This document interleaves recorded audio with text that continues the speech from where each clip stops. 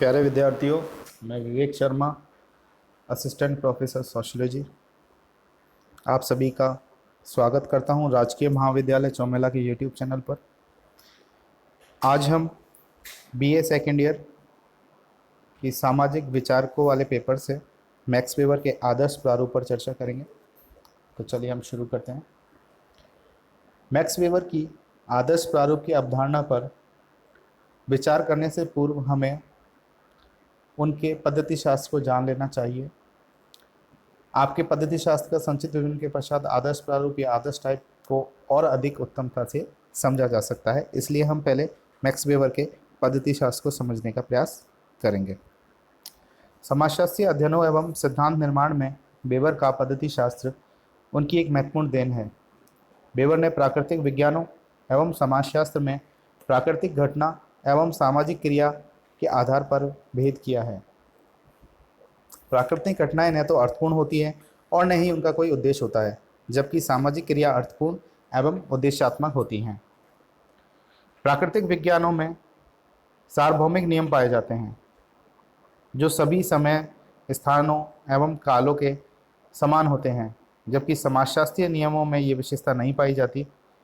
Weber की पद्धति शास्त्र की विशेषताओं पर चर्चा करते हैं। वेबर ने समाजशास्त्र में सामाजिक क्रियाओं के अर्थपूर्ण अवबोधन या समझने पर बल दिया है। अतः वेबर के समाजशास्त्र को निर्वचनात्मक या अवबोधन समाजशास्त्र कहा जाता है। वेबर ने प्राकृतिक विज्ञानों की भांति ही सामाजिक घटनाओं को समझने के लिए कार्य कारण संबंधों के आधार पर व्याख्या करने पर जोर दिया है।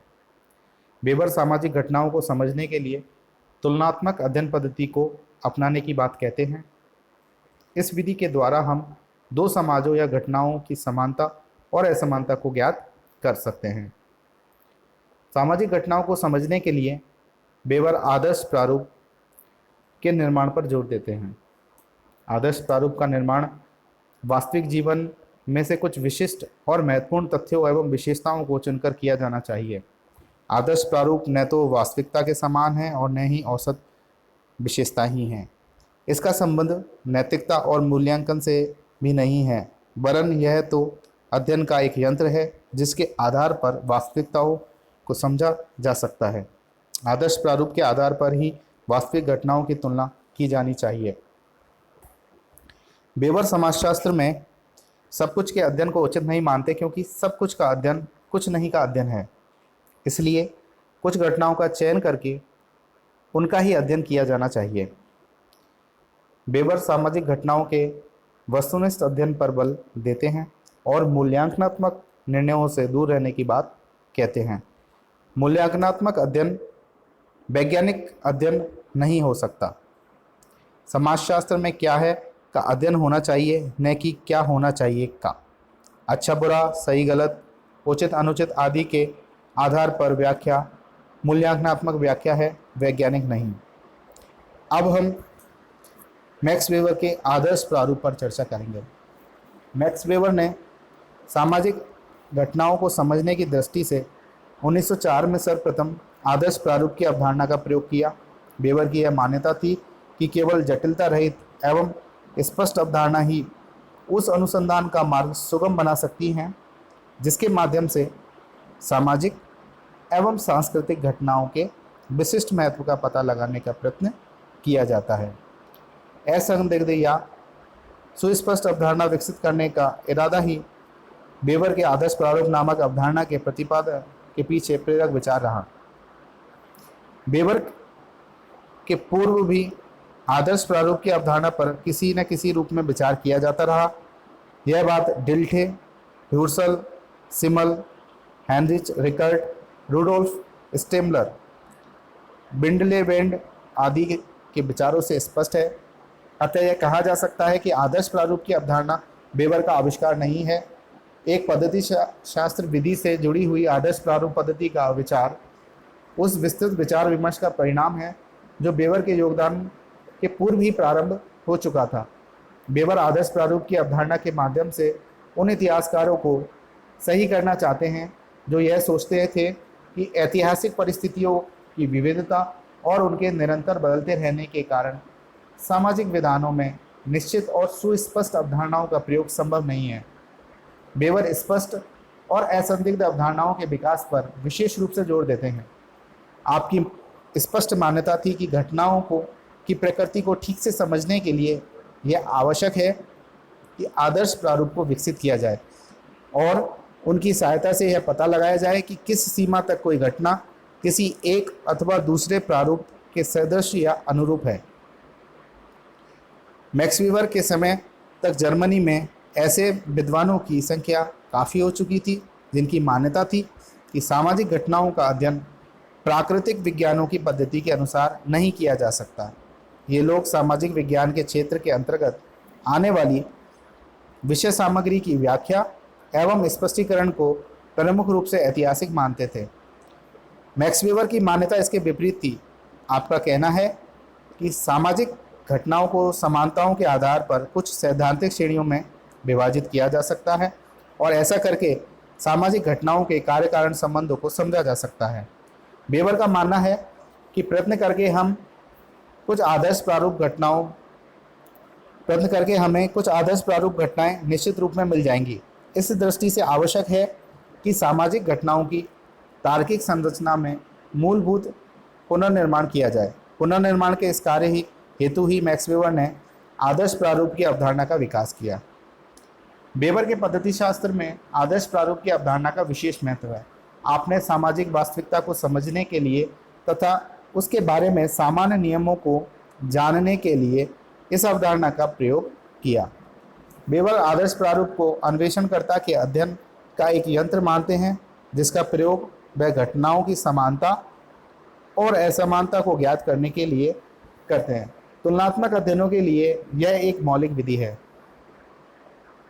आदर्श प्रारूप का निर्माण समाजशास्त्री कुछ वास्तविक तथ्यों के आधार पर तर्कसंगत रूप से करता है। इसका निर्माण अध्ययन के लिए उपकल्पना की रचना हेतु किया जाता है। आदर्श शब्द का कोई अर्थ श्रेष्ठता के संदर्भ में नहीं है। मूल्यों से भी इसका कोई संबंध नहीं है। इसका उद्देश्य नैतिक आदर्शों का पता लगाने से भी नहीं है। आदर्श प्रारूप न तो औसत प्रारूप है और न ही आदर्शात्मक।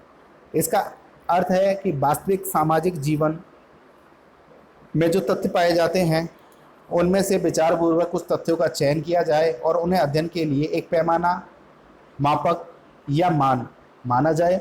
अन्य शब्दों में हम कह सकते हैं कि आदर्श प्रारूप वास्तविकता के कुछ विशिष्ट तत्वों के विचारपूर्वक चुनाव एवं सम्मिलन द्वारा निर्मित आदर्शात्मक मान है।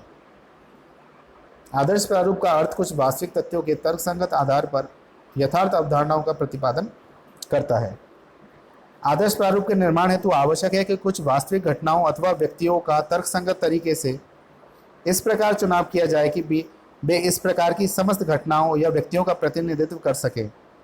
ऐसे चुनाव में जिस टाइप या प्रकार का निर्माण होता है उसे ही हम आदर्श प्रारूप कहते हैं। आदर्श प्रारूप को आदर्श इस रूप में माना गया है कि यह एक ऐसी विशेष श्रेणी है जो इस प्रकार की सभी घटनाओं या व्यवहारों अथवा क्रियाओं की वास्तविकता को प्रकट करती है। इस प्रकार की श्रेणी या टाइप के निर्माण से वैज्ञानिक को अध्ययन कार्य में काफ़ी सहायता मिलती है। इसके अध्ययन में यथार्थता एवं सुस्पष्टता आती है और इसी दृष्टि से यह टाइप या श्रेणी वैज्ञानिकों के लिए आदर्श है, अन्य किसी अर्थ में नहीं। स्पष्ट है कि आदर्श प्रारूप के निर्माण में अध्ययनकर्ता को अनेक सुविधाएं प्राप्त हो जाती हैं। उसके अध्ययन में यथार्थता, सुतथ्यता एवं क्रमबद्धता आ जाती है। इसके आधार पर तथ्य व घटनाओं का विश्लेषण सरल व संभव हो पाता है। यह घटनाओं की एकता व समानता को समझने में योग देता है। आदर्श प्रारूप आत्मगत या चेतनात्मक होता है क्योंकि इसमें अध्ययनकर्ता उन्हीं विशेषताओं या तत्वों को सम्मिलित करता है जो उसकी दृष्टि से महत्वपूर्ण है। यह आदर्श प्रारूप परिवर्तनशील भी होते हैं। सामाजिक घटनाओं के बदलने के साथ साथ आदर्श प्रारूप भी बदलते रहते हैं। मैक्स वेबर कहते हैं कि हमें केवल उन्हीं आदर्श प्रारूपों का अपने अध्ययन में प्रयोग करना चाहिए जो नियंत्रित, शंका रहित और प्रयोग सिद्ध हों। वेबर सामाजिक अध्ययनों को पूर्णतः वस्तुनिष्ठ नहीं मानते क्योंकि एक तो आदर्श प्रारूप की विशेषता के चुनाव में पक्षपात की संभावना होती है और दूसरा आदर्श प्रारूप समय के साथ साथ परिवर्तित भी होते हैं। वेबर ने आदर्श प्रारूप की 3 विशेषताओं का उल्लेख किया है। आदर्श प्रारूप का निर्माणकर्ता द्वारा क्रिया के एक विशेष उद्देश्य या अर्थ के लिए किया जाता है जो कि वैज्ञानिक या वस्तुनिष्ठ नहीं होता, उसमें व्यक्तिगत अर्थ सम्मिलित होते हैं। आदर्श प्रारूप सब कुछ का वर्णन या विश्लेषण नहीं करता, वरन किसी सामाजिक व्यवहार या घटना के महत्वपूर्ण पक्षों की व्याख्या या निर्वचन करता है। इसका प्रयोग ऐतिहासिक समस्याओं के अध्ययन एवं विश्लेषण के लिए किया जाना चाहिए। कोई भी आदर्श प्रारूप अंतिम नहीं है। घटनाओं के परिवर्तन के साथ साथ आदर्श प्रारूप भी बदलते रहते हैं। वेबर की आदर्श प्रारूप की अवधारणा कोई नई बात नहीं है, वरन यह वास्तविकताओं को समझने का एक प्रयास मात्र है। उन्होंने इसे अन्य विज्ञानों की अपेक्षा अधिक स्पष्ट और यथार्थ रूप से प्रस्तुत किया, जिससे कि मानव व्यवहार के तार्किक या कार्य कारण के संदर्भ में व्याख्या की जा सके। आदर्श प्रारूप ऐतिहासिक घटना को उसके सांस्कृतिक महत्व को ध्यान में रखते हुए समझने हेतु एक उपयोगी साधन है। अब हम इस सिद्धांत की आलोचनाओं पर विचार करते हैं। वेबर के आदर्श प्रारूप की अवधारणा की यह कहकर आलोचना की जाती है कि इस तरह से तो समाजशास्त्र में सार्वभौमिक नियमों का निर्माण नहीं हो पाएगा, क्योंकि प्रत्येक वैज्ञानिक आदर्श प्रारूप में अपनी अपनी दृष्टि में महत्वपूर्ण तत्वों को सम्मिलित करेगा। दूसरी आलोचना यह है कि इसका प्रयोग केवल तुलनात्मक अध्ययनों के लिए ही हो सकता है, क्योंकि आदर्श प्रारूप के आधार पर हम किसी वास्तविक घटना और आदर्श प्रारूप के बीच पाई जाने वाली समानता एवं भिन्नता भी ज्ञात कर सकते हैं। इसकी तीसरी आलोचना है कि यदि सभी घटनाओं का अध्ययन आदर्श प्रारूप के आधार पर करें तो फिर अनुभवों पर आधारित अध्ययनों का क्या महत्व रह जाएगा। प्यारे बच्चों, आज हमने मैक्स वेबर के आदर्श प्रारूप की अवधारणा पर विस्तार से चर्चा की। मैं उम्मीद करता हूँ कि आपको ये अच्छे से समझ में आई होगी। मेरा वीडियो लास्ट तक देखने के लिए आप सभी का धन्यवाद।